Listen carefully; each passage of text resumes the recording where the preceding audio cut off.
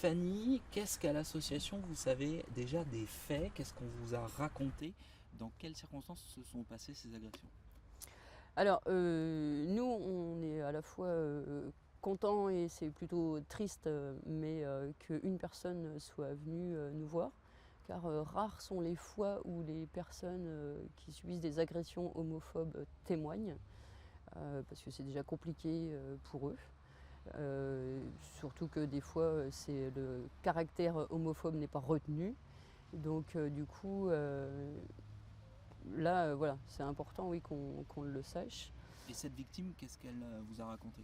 Ben, elle nous a raconté effectivement son agression, comment ça s'est passé, dans quelles conditions, vraiment. Enfin, c'est effroyable, vraiment. Et ça fait peur parce qu'on se dit que si c'est des bandes organisées et froides, vraiment, qui agissent comme ça, il faut absolument que les forces de l'ordre interviennent. C'est impératif, quoi. Ça, c'est sûr. Euh, Il y a une récurrence des faits. On est, selon vous, sur une, une chasse à l'homme, une chasse à l'homo, peut-être même. Alors, En tout cas, ils sont clairement visés. des agressions au parc Mico, il y en a depuis déjà longtemps. Là, euh, autant en si peu de temps et aussi organisé, c'est ce qu'on peut appeler des expéditions punitives très clairement, quoi. Avec beaucoup de violence. Avec beaucoup de violence, oui. Qu'est-ce que, sur les faits, qu'est-ce qu'elle vous a raconté cette victime? Comment ça s'est passé son agression? Alors non seulement il y a la violence, mais aussi, comme je dis, les agresseurs sont froids, organisés, ils tapent chacun leur tour, ils demandent à la personne, une fois qu'il a été tapé, de courir pour mieux le rattraper, pour mieux le remettre au sol, pour recourir. C'est des conditions vraiment voilà, de rabaisser la personne, sauf que voilà, on n'est pas en, on n'est pas à la guerre, quoi. C'est des agressions d'un autre temps quand même.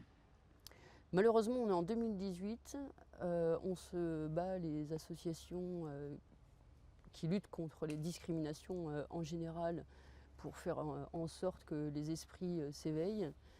Il y en a, il ferait mieux d'ouvrir un peu plus leur esprit qu'Internet, ça c'est sûr, parce qu'on n'est pas dans les jeux vidéo.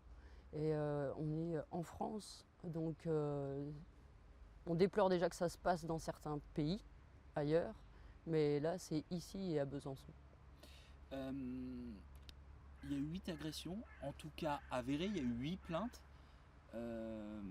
Est-ce que, selon vous, les enquêteurs ont eu un retard à l'allumage? Il faut attendre 8 agressions comme ça pour que quelqu'un alerte et dise attention, et puis pour chercher les coupables, quoi. Alors nous, je sais qu'on n'a pas pu donner d'alerte plus tôt, dans le sens où on n'était pas au courant. Euh, En plus, bah, c'est vrai que c'était sur l'été.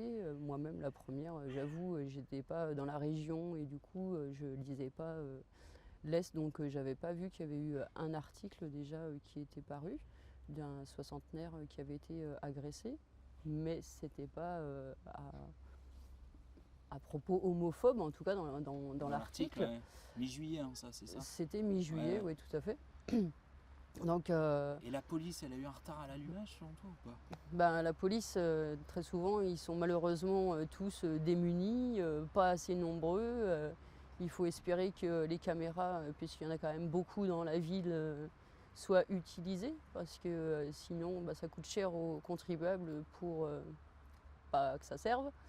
Euh, voilà. Après, moi, comme je dis, je travaille pas à la police, mais oui, ce serait temps que là, en tout cas, ils fassent quelque chose pour ce quartier-là, pour ce secteur, le mettre en sécurité la nuit. Oui. Euh, Il y a un message à adresser à la communauté gay de prudence où vous vous y refusez parce qu'on ne va pas interdire des lieux non plus. C'est paradoxal ça. Quelle attitude adopter? Alors c'est ça, le truc c'est qu'il ne faut pas non plus rester chez soi parce que sinon c'est faire gagner les agresseurs. Mais nous on a lancé cette alerte parce que certaines personnes qui peuvent y aller justement c'est parce qu'elles n'ont pas internet ou ne l'utilisent pas. Donc c'est pour ça qu'il faut avertir le grand public. Mais il faut aussi avertir sur les agissements de ces jeunes qui sont très très très dangereux. Et que là, il faut vraiment les arrêter, quoi.